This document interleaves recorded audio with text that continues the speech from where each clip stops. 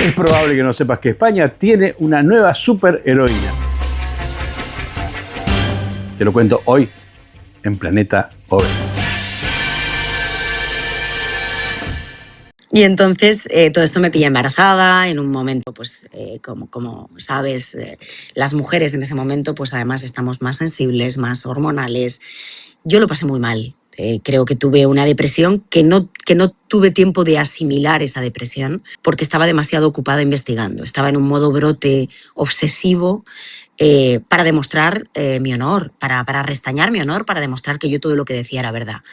Y me afectó mucho personalmente, mucho. Entré en un modo psicótico de obsesión absoluta. Hace 4 años y medio, Ketty, periodista española, comenzó una investigación en un medio digital nuevo, The Objective. Nunca había hecho periodismo de investigación, se dedicaba al periodismo parlamentario, hacía décadas que seguía de cerca al Partido Socialista Obrero Español, al PSOE. Por esa cercanía, fue escuchando rumores cada vez más insistentes. Prostitutas. Se hablaba de prostitutas, todo lleno de prostitutas. En julio del 21, José Luis Ábalos, ministro de Transporte y secretario de organización del PSOE, el número 3 del partido, había sido relevado de su cargo por el 1, el Pedro Sánchez. Nadie sabía bien qué razones había para que cayera en desgracia, porque además Ketty Garat se puso a investigar y todas sus fuentes fueron explícitas. José Luis Ábalos era un putañero de pies a cabeza. Sí, el 3 del partido que proponía abolir la prostitución, el que hizo este video. Soy feminista porque soy socialista. Se enfiestaba de lo lindo un día sí y otro también. Eso sí, ecuménico, tanto rumanas como brasileras, andaluzas y hasta Miss Asturias 2017. Ahí empezó la investigación de Ketty. Cierto enchastre moral, pero en principio nada delictivo. Se entera Ketty entonces de que en plena pandemia, en mayo del 21, el picarón de Ábalos protagonizó una orgía en un parador oficial. Cocaína, prostitutas, destrozos en edificios oficiales históricos. Ya todos en el gobierno intuían que Ketty estaba investigando el asunto, pero no sabían qué datos tenía. Ketty tiene lo del parador y nos va a reventar, dijo el presidente español. Y ahí mismo se pusieron los jefes del PSOE y del gobierno español a planificar una estrategia. No porque lo de las prostitutas les importara especialmente. Sánchez ya sabía hace tiempo de lo Pito Veloz, que era su mano derecha. El verdadero temor del presidente y su corte de sátrapas era que Ketty, viste cómo es Ketty, empezara con la tira de cola de la prostituta brasilera y tirando de ahí llegara a los verdaderos secretos que querían ocultar. De la carpeta prostitución se pasó a la de corrupción porque hubo periodistas que buscaron y se la bancaron. ¿Y cómo? Acá lo cuenta él. Pues me llegan las primeras informaciones sobre la vida disoluta, las andanzas con prostitutas, las facturas manipuladas de José Luis Ábalos, el ministro de Transportes, el hombre de confianza de Pedro Sánchez. Y a partir de ahí pues se va deshaciendo la madeja, como toda trama de corrupción. Empiezas por un sitio que a veces no es el más importante, pero empiezas a caminar, empiezas a moverte a dar los primeros pasos y te vas encontrando efectivamente con otros colaboradores, con otros testigos, con otras personas que te van llevando hacia otro lado. ¿Cómo se investiga esta trama? Pues se investiga de manera muy caótica, porque todo empezó de manera muy caótica. Y yo creo que al final a mí me ha sorprendido lo que me he encontrado, a quién me he encontrado y qué pequeña era la porción de la realidad que tenía en noviembre de 2021 en comparación con la que luego descubro en 2022, en 2023, en 2024 y hasta la actualidad. Claro, estás hablando de una investigación de muchos años. Además, en un medio pequeño, como era The Objective, ¿no? Muy pequeño y nuevo. ¿Vos tenías en algún momento miedo de que eso que te estaban diciendo no fuera del todo real? ¿Cómo confirmabas cada cosa? No, estaba absolutamente confirmado. Tenía mucho miedo. Tenía tanto miedo que de manera compulsiva, de manera obsesiva, iba a decir casi, pero no, absolutamente obsesiva. Yo contrastaba cada dato, cada información la contrastaba con una docena de fuentes del Partido Socialista y del Gobierno, buscaba la confirmación de Moncloa, buscaba soporte documental. Algunos de esos soportes documentales pues no me lo daban, pero me lo enseñaban. Es decir, la información yo no tenía ninguna duda porque estaba absolutamente demostrado que era cierta. Ahora bien, sí tenía miedo de lo que no veía y de lo que sospechaba y no me contaban, sabía que no me estaban contando todo.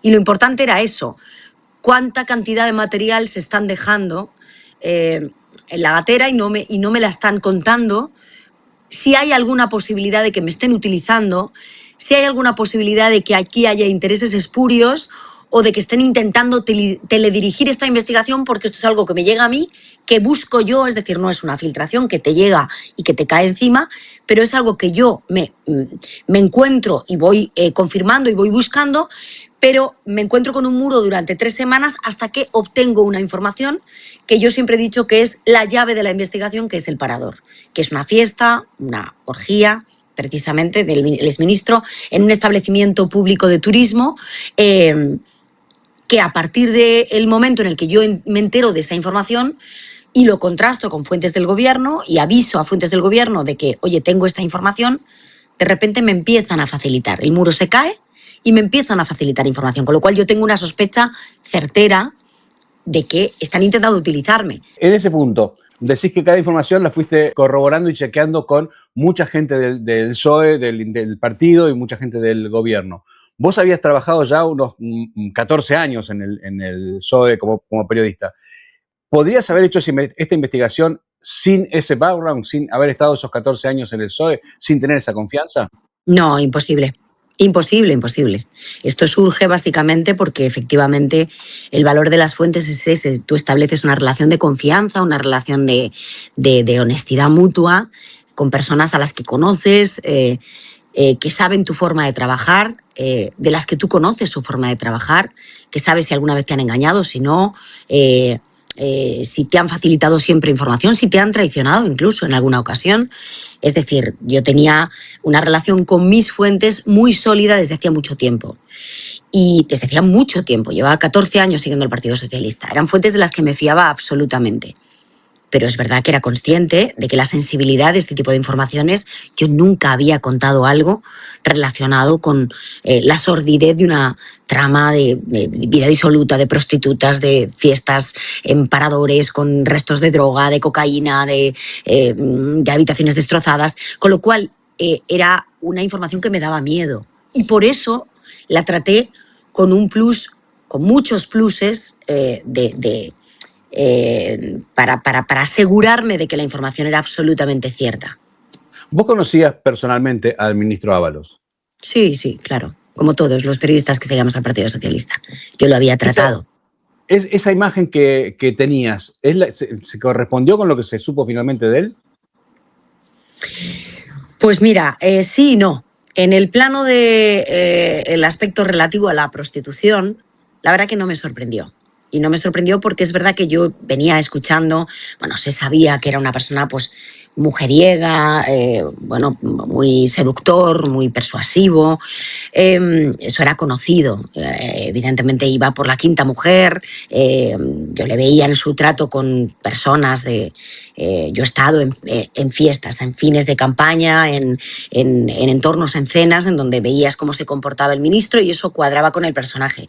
Una cosa es ser un mujeriego, otra cosa es ser un putero, que es diferente. Y eso es algo que a mí me llegaba del PSPB, la filial del PSOE en Valencia, que es la tierra natal del ministro. En lo que sí que me sorprendió es en su forma de actuar. Me sorprendió mucho en su forma de actuar. Porque Ábalos era el ministro más afable del gobierno. Era el más simpático, el más seductor. Era un encantador de serpientes, era una persona con don de gente, es un animal político. Todos los periodistas que seguíamos al PSOE, todos absolutamente, hablaban con José Luis Ábalos. Era su fuente, era la fuente de todos los periodistas. Porque era alguien que era un verdadero artista de la pista, que decimos aquí en España, ¿no? Una persona que se mete en el bolsillo a todos la prensa y a la ciudadanía en general. Era un gran comunicador y una persona con muy buena oratoria. Y de repente yo veo como la máscara de Jano, ¿no? El Jekyll y Hyde, a otra persona. En cuanto contacto con él para ponerle al tanto de mi investigación y preguntarle por su versión, que es algo que tenemos que hacer todos los periodistas en un momento determinado, de repente veo a otra persona. Una persona fría, una persona calculadora, una persona agresiva, una persona casi amenazante. Amenazante. Y ahí sí me sorprende, porque ahí me doy cuenta de que, o tengo la sospecha, de que hay mucho más de lo que yo sé. Ahora bien, esta investigación no fue realizada sin un costo personal muy fuerte de tu parte. No sé si conoces el caso de Diego Cabot en Argentina, que descubrió el tema que se llama el caso Cuadernos, que es justamente coimas en la obra pública. Hemos hablado mucho con Diego y él ha pagado también mucho personalmente. Y le ha pasado lo mismo que te ha pasado a vos, que me parece como lo más terrible de todo esto, es el destrato y la humillación de los propios colegas. ¿Cómo fue en tu caso? Fíjate, aquí en España, investigaré bien el caso de Diego, pero aquí en España esto no había ocurrido nunca. O sea, que el poder utilice todas las malas artes y los instrumentos a su alcance para amedrentar a periodistas es algo que, de hecho, el libro que se llama Todos los hombres de Sánchez hace un guiño al Watergate, ¿no? Al caso de Woodward y Bernstein, que básicamente es la Biblia del periodismo de investigación y en el cual se ve claramente las malas artes que utiliza Nixon, la administración estadounidense en aquel momento, para intentar frustrar que salga a la luz la verdad. Esto es algo habitual en periodismo de investigación, ha ocurrido siempre, en tu país, en el mío, en el de todos. Sí. Otra cosa que en España no había sucedido es que el poder utilice a periodistas para atacar a periodistas. Es decir, que consiga que aquellos que deben de fiscalizar al poder fiscalicen a la prensa que está aireando la basura del poder. Esto jamás había ocurrido. Es algo absolutamente inédito. Es algo que aprendieron de Argentina. Es algo que aprendieron de Argentina. Aquí se dio mucho en la década pasada. Sí, y efectivamente aprendieron de lo malo, si me permites, porque aprendieron precisamente que si tú consigues dividir a los fiscalizadores del poder, romper esa máxima que nos enseñan las facultades de periodismo del perro no come perro, es decir, romper con ese corporativismo, intentar que sean los propios periodistas los que hagan el trabajo sucio de señalarte, de humillarte, de vejarte, tenían una parte de la batalla ganada. Aquí se firma, en el momento del fragor de la batalla de la investigación, un manifiesto llamado el Manifiesto contra el Golpismo Judicial y Mediático, que lo que hacían unos periodistas era firmar un manifiesto contra los periodistas que estábamos investigando. Durante 4 años yo estuve sola. Claro, yo lo he vivido de manera muy particular, porque cuando se firma ese manifiesto ya es en 2024. Ya se había establecido la sana competencia en mi gremio, en mi oficio, en la profesión, en el periodismo, de investigar al gobierno. Pero yo llevaba investigando desde 2021 y llevaba investigando sola. ¿Por qué esto sucede? ¿Por qué nadie desde 2021 hasta 2024 decide investigar o publicar informaciones sobre José Luis Ábalos, salvo yo, salvo mi medio de comunicación, salvo The Objective? Bueno, porque la operación de cacería mediática y de la cacería del poder contra mí y contra mi periódico fue rentable, funcionó, fue exitosa. Y mandaron un aviso a navegantes, es decir, tuvo un efecto disuasorio de si tú haces lo mismo e investigas esta trama, te vamos a hacer lo mismo que a ella. ¿Qué te hicieron? Bueno, básicamente, aparte de lo que no se ve, lo que no se sabe y que sufrimos los periodistas y que eso forma parte de la investigación, y que yo creo que ahí tampoco hay que dar excesivos datos, porque efectivamente en la penumbra y cuando te metes en las cloacas, en la cloaca hay mucha basura y hay mucha mafia. Y quien se mueve precisamente es el cuarto oscuro del Estado de Derecho y son las personas pues que evidentemente se mueven con pocos derechos y cero deberes, o al revés, con muchos derechos mal entendidos y ningún deber. Yo creo que lo que sí vivimos, ¿qué fue? Bueno, que durante yo 3 años y medio estoy sentada en un banquillo en lugar de José Luis Ábalos, que es a mí a quien me llevan a los tribunales, que me investigan judicialmente por injurias y calumnias, que me acosan, que me amenazan, que coaccionan a mi medio y a mí, que hacen una cacería de vejación de mi trabajo pública, de desprestigio de mi investigación y de desprestigio de mi persona con persecuciones por la calle de periodistas, micrófono en mano para intentar que desistas, que tires la toalla. Consiguieron, por ejemplo, que la Asociación de Periodistas Parlamentarios, de la que yo formaba parte, le diera a Ábalos un premio de mejor relación con la prensa, apenas 3 semanas después de que yo tuviera o me interpusieron una cara. Tus propios colegas, la gente con la que vos estabas, mientras el tipo te estaba enjuiciando a vos y te poniendo en el banquillo, le daban a él el premio al que tenía mejor relación con la prensa. Exacto, en la asociación de la que yo formaba parte. Yo era socia y soy socia de esa asociación. ¿Volviste a hablar con esa gente? La mayoría no, porque la mayoría primero me retiraron el saludo. Yo cuando publico los motivos de la caída de Ábalos se empieza, lo cuento en el capítulo del libro, la cacería mediática, ¿no? La inquisición mediática. Empieza a haber un goteo de informaciones, de artículos de opinión, de pronunciamientos en televisión, en tertulias televisivas radiofónicas, atacándome, criticando mi trabajo, y esas mismas personas y todas las demás, porque hay muchas que no se pronuncian, me retiran el saludo. Yo trabajaba en el Congreso de los Diputados, en el PSOE, a mí se me veta actos del Partido Socialista, de repente se me corta la entrada 14 años después de hacer el seguimiento oficial del Partido Socialista, se me deja de llamar a algunos briefings, me retiran el saludo a mis compañeros, es decir, hay un proceso de marginación, de aislamiento, de muerte civil de la periodista que está destapando esto. Y de mofas y de descrédito. ¿Y cómo era volver a tu casa, hablar en tu familia y decir, mira, esta gente con la que he comido, que incluso he ido a su casa o no sé qué, o he tenido relación, como tiene una relación con sus colegas, me está diciendo esto? ¿Cómo era volver a casa y qué pasaba en ese momento? Bueno, era muy duro porque yo, evidentemente, en ese momento, yo tengo la buena suerte de quedarme embarazada apenas 2 semanas después de entregar la investigación. ¡Qué oportuna! Los motivos de la caída de Ábalos, sí. ¡Qué oportuna! Sí. Y entonces todo esto me pilla embarazada en un momento, pues como sabes, las mujeres en ese momento, pues además estamos más sensibles, más hormonales. Yo lo pasé muy mal. Creo que tuve una depresión que no tuve tiempo de asimilar esa depresión porque estaba demasiado ocupada investigando. Estaba en un modo brote obsesivo para demostrar mi honor, para restañar mi honor, para demostrar que yo todo lo que decía era verdad. Y me afectó mucho personalmente, mucho. Entré en un modo psicótico de obsesión absoluta. Yo siempre digo que durante 4 años y medio yo aparqué mi vida, y aparqué mi vida en un momento especialmente sensible de mi vida, porque efectivamente me tiré toda la baja maternal obsesionada, trabajando, dejé a la niña en la guardería a los 2 meses porque sentía que estaba más segura en la guardería que conmigo. Bueno, durante el embarazo no paré hasta que mi ginecólogo y mis familiares y mi entorno familiar me dijo: cuidado, te la estás jugando. Es decir, yo me he dejado muchos pelos en esta gatera, muchos pelos en esta gatera.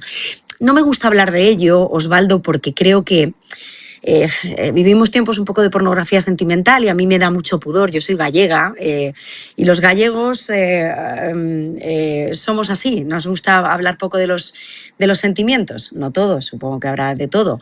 Pero es verdad que yo esta parte me cuesta contarla y verbalizarla. Pero lo pasé muy mal. Lo pasé muy mal y esto es importante porque ellos sabían que yo lo estaba pasando mal. A mí Ábalos no me interpone una querella criminal, una querella por la vía penal, hasta que no me ve, perdóname la expresión, con un bombo de 6 meses en el patio del Congreso de los Diputados, de la sede de la Soberanía Nacional. Y a los pocos días de verme, de cruzarnos la mirada, de fulminarme él con su mirada, porque él destilaba y rezumaba odio por todos los poros de su piel cada vez que me cruzaba, a diferencia de mí, yo no tengo nada en contra personalmente de José Luis Ábalos, tengo en contra de los corruptos, tengo en contra de los puteros y tengo en contra de los que se aprovechan de la confianza que los ciudadanos han depositado en él con su voto. Eso sí tengo en contra, pero no de la persona. Y a los pocos días de verme con un bombo de 6 meses, me interpone la querella por la vía penal. Y cuando estoy de 8 meses y me llaman a declarar del juzgado para que yo declare como acusada en el banquillo de los acusados por un delito de injurias y calumnias, mis compañeros le dan el premio de mejor relación con la prensa. Yo hablo con la asociación en ese momento porque es algo que me dolió mucho, porque sé que además fue una campaña instigada por el propio Ábalos, aprovechándose precisamente de sus compañeros, que no son compañeros, que son otra cosa, que son satélites, que son francotiradores del poder, que son aliados, que son sicarios del poder y sicarios de José Luis Ábalos, que hacen una campaña de recogida de votos para que gane Ábalos y le exhiben como trofeo en su mesa, en la mesa de la Asociación de Periodistas Parlamentarios que tenía lugar ese año, le exhiben como trofeo, como diciendo, hemos sido nosotros los que hemos conseguido que tenga el premio Mejor Relación con la Prensa, porque ellos interpretaban y decían y verbalizaban que había una cacería contra Ábalos, cuando la cacería estaba siendo contra mí. Fue durísimo, fue durísimo. Qué vuelta de 180 grados de lo que debemos hacer los periodistas, ¿no? Ahora, ¿alguien te pidió perdón?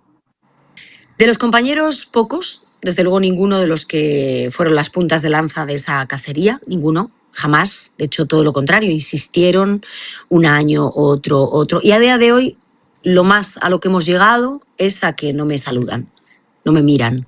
Cuando me ven, bajan la cabeza. Hubo gente que me pidió perdón, porque yo creo que la mayoría de los que me retiraron el saludo en el momento inicial, en noviembre de 2021, eran periodistas sin información, eran periodistas desinformados, eran periodistas que no tenían las buenas fuentes que yo tenía y por eso no adelantaron lo que yo adelanté, esa trama de corrupción. Y cuando se dieron cuenta del error, hubo algunos que, muchos callaron, la mayoría, porque siempre la sociedad es así, ya lo sabes, tienes más horas de vuelo que yo en la profesión y sabes cómo funciona. La mayoría, se pone de perfil, y la mayoría calla. Pero hubo gente honesta que no cayó y que me dijo, ¿cómo me alegro de que se esté haciendo justicia porque lo que te hicieron no tiene nombre? Fue una cerdada y tú tenías razón. Siempre tuviste razón y siempre dijiste la verdad. Y yo eso lo aprecio mucho. Me acuerdo de todas y cada una de las personas, periodistas, ministros y miembros del gobierno y del Partido Socialista que me llamaron para decirme, lo siento, me equivoqué contigo. Es verdad que son pocas personas para las que deberían de habérmelo dicho, pero no soy rencorosa. Creo que los periodistas tenemos que hacer nuestro trabajo y aparcar los sentimientos en ocasiones para seguir haciendo nuestro trabajo. Otra parte importante de tu libro es cuando alguien desde el poder muy importante se te acerca, porque ya sabe que estás informando que estás buscando información sobre el tema de prostitución, se te acerca y te empieza a dar información sobre el tema de la prostitución y vos ahí notás algo. ¿Cómo manejaste la desconfianza con esa fuente? Bueno, pues la verdad es que buscando otras teclas que me permitieran asegurarme qué papel tenía esa fuente. Porque esta fuente no era mi fuente. Es un señor que se llama Santos Cerdán y era alguien que aparece como un emisario una vez que yo aviso la llave del parador, ese establecimiento de turismo, de que tengo la información de ese destrozo en esa habitación en la que acaban con restos de drogas después de una fiesta con prostitutas. Yo cuando aviso de eso, y ya decía antes, después de encontrarme durante 3 semanas un muro, pero de tener la confirmación de 10 fuentes del Partido Socialista y del Gobierno de que esto estaba ocurriendo, una vez que aviso me mandan a Cerdán. Una persona con la que yo nunca había hablado, que jamás había sido mi fuente. ¿Qué puesto tenía él? Era el secretario de organización del Partido Socialista que sucedía al anterior secretario de organización, el que sustituía a Ábalos en el partido. Entonces, esta persona me viene, me da esa información y de hecho me pregunta en un momento dado, ¿pero lo vas a sacar o no en la segunda reunión que tenemos? Y yo ahí me mosqueo porque pienso, este tiene prisa porque yo saqué esto. Este tiene prisa. Y si tiene prisa, ¿cuál es su objetivo? ¿Para qué lo hace?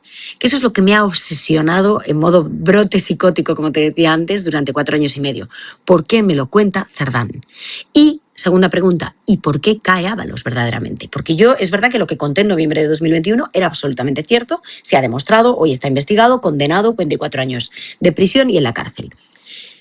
Pero era una porción de la realidad. Y lo que estamos viendo hoy es que todo lo que he ido contando después es el resto del abanico, es ese mapa completo, el puzzle completo. Bueno, yo lo que hago es hablar con Moncloa, hablar con una fuente, esta sí era una fuente, mi garganta profunda de Moncloa, a la que recurro siempre en todas las ocasiones para confirmar en último término mis informaciones. Y entonces le cuento lo que ha sucedido, le hablo de Cerdán, le digo lo que ha pasado y entonces esta persona me genera aún más desasosiego porque me dice: todo lo que te han contado es verdad, a Cerdán lo hemos mandado nosotros, te vamos a dejar sola, lo vas a pasar mal, decide tú si te compensa sacarlo. Y ahí me mosqueo mucho más. Porque se me pasa por la cabeza. Te puedes imaginar en un momento dado pues la posibilidad de no sacarlo. es verdad que me dura poco. ¿Con quién lo consultaste? Conmigo misma. No, conmigo misma. Ni familia, ni jefes, ni nada. Sos No. gallega. Sí. Conmigo misma porque era una decisión que tenía que tomar yo. Esta información estaba contrastada, cumplía con el código deontológico, cumplía con el rigor informativo, era de interés general, era una información de primerísimo nivel, como se ha demostrado con posterioridad, pero las cosas que afectan a la valentía, al compromiso, al meterte en líos, no las puedes consultar con tu marido, no las puedes consultar con tus padres, no las puedes consultar con tu jefe, dependen de ti. Tú eres quien debe decidir si quieres ser valiente o no.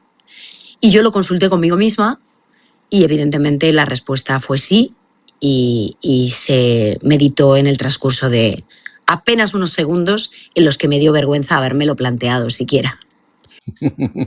Hubo una pequeña polémica después porque, bueno, cuando queda claro que Santos Cerdán te pasa toda esa información con un objetivo muy claro, un objetivo político muy claro, vos después, y en el libro, decís, este señor me sirvió de fuente, pero en realidad me estaba usando.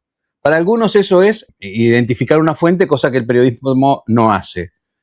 Vos tenés una respuesta ante eso. Absolutamente. Ya digo que para mí no es una fuente. Para mí no. Es una pieza de un entramado criminal que lo que hacía hace 4 años y medio era intentar tapar una trama de corrupción. Lo he entendido después. Entonces no lo entendí.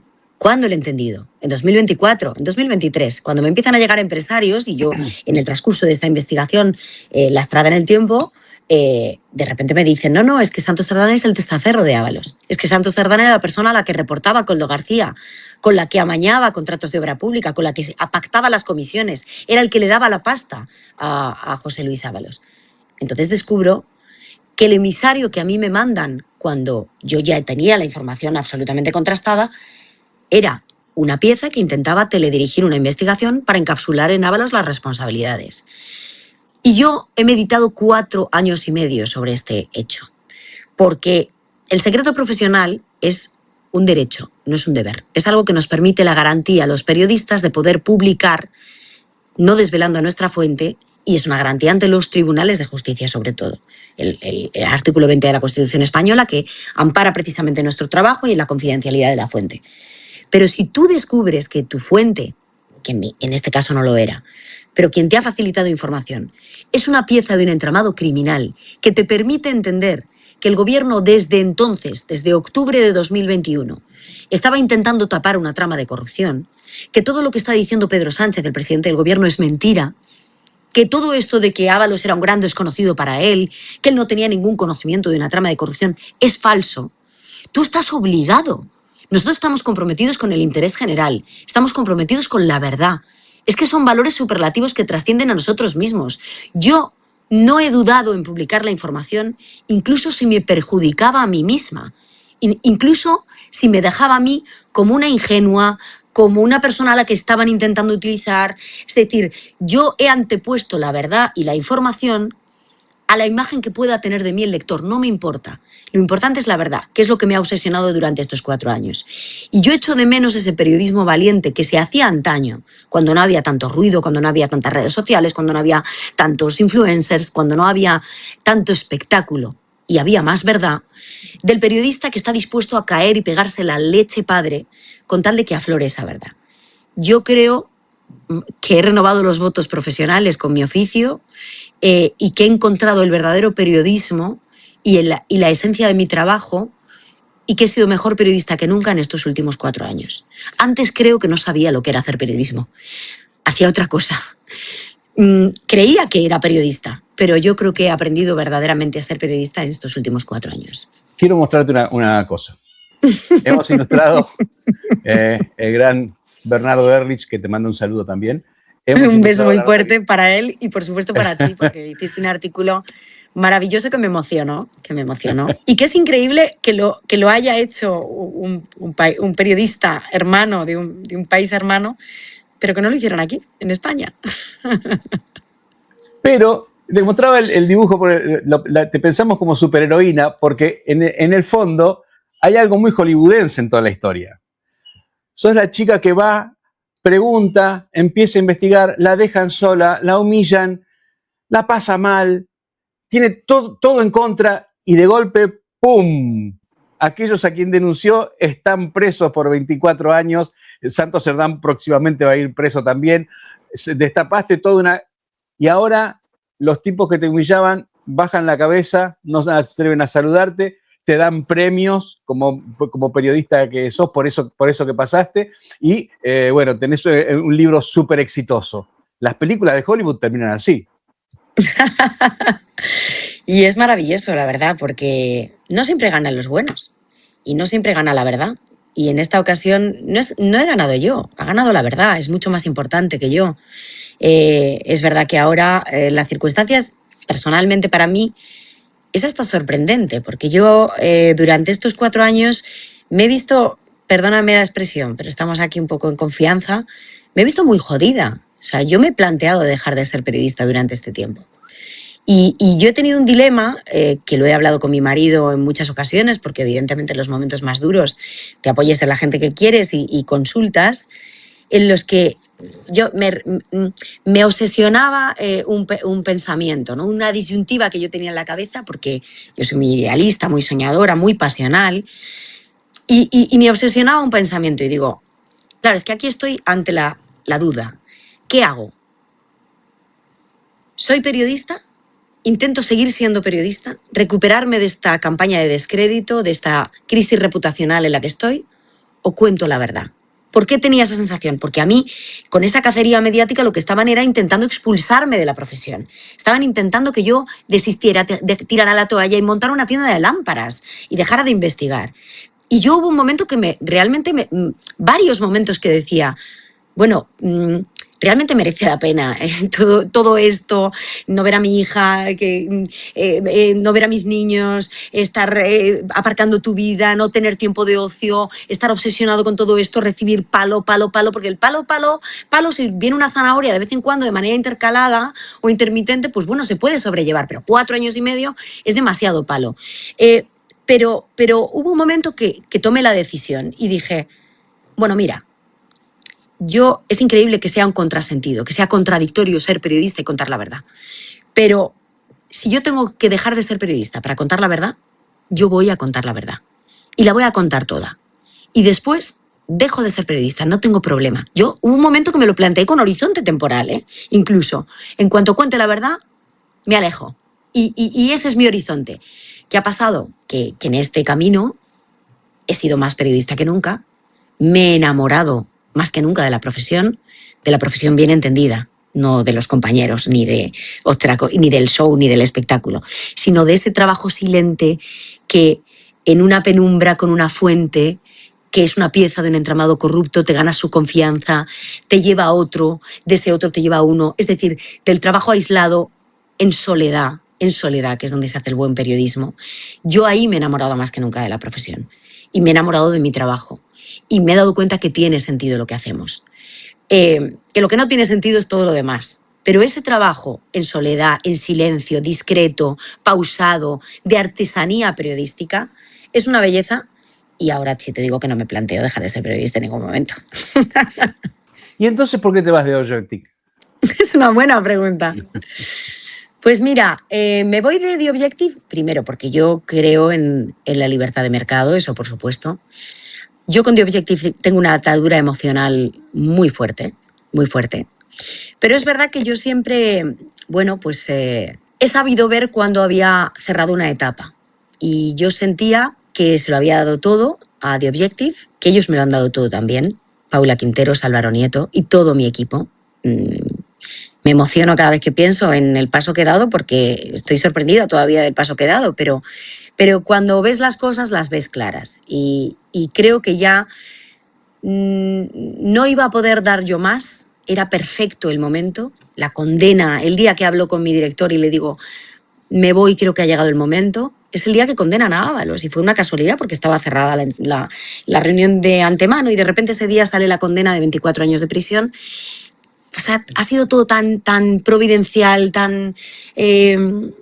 estaba todo tan, no sé, casi como si estuviera escrito, que ya está. Y que creo que es una nueva etapa que me va a permitir aprender profesionalmente y hacer otras cosas de otra manera también, porque creo que la vida son etapas y la carrera profesional es muy larga.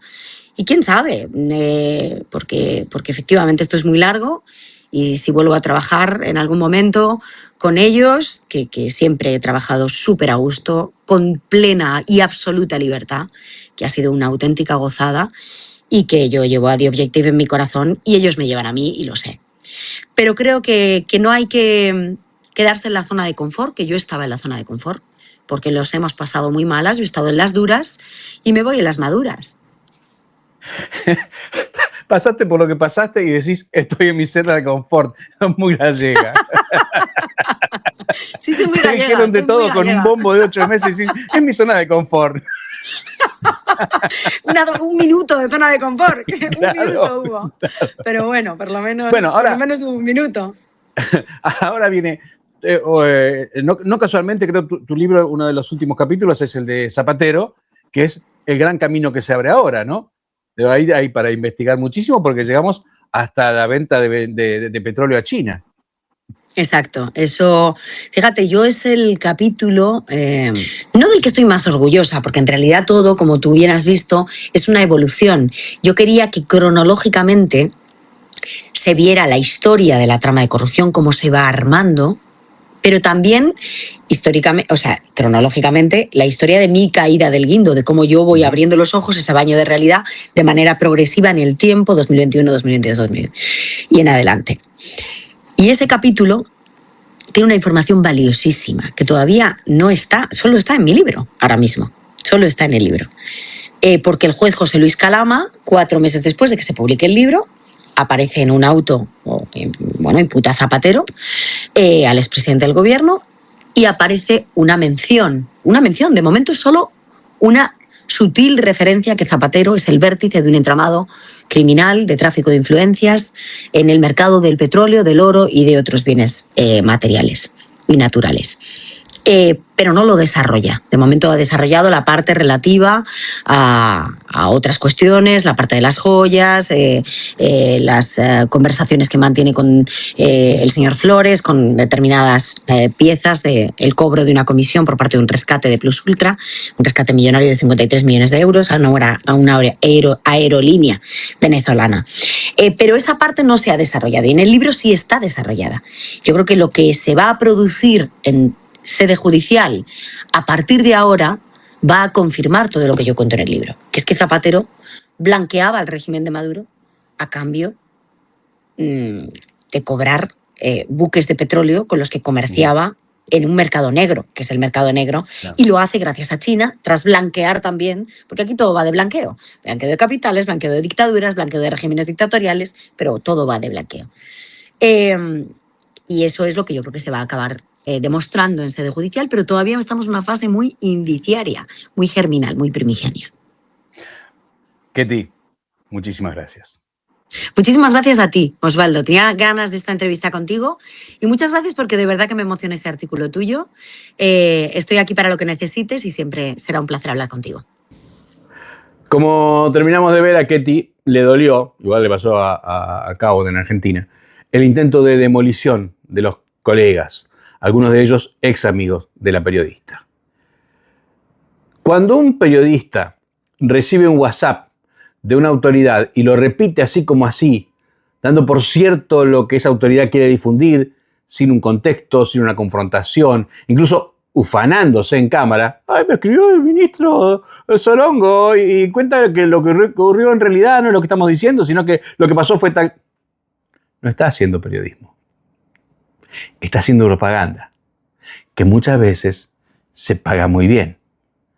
Pagó el kirchnerismo en Argentina, paga el PSOE en España. Por suerte, siempre habrá, acá, allá y en todas partes, Wonder Kettys. Mujeres y hombres periodistas a los que habría que temer. Gracias, Ketty. Y de paso, gracias, Diego Cabot. Chau.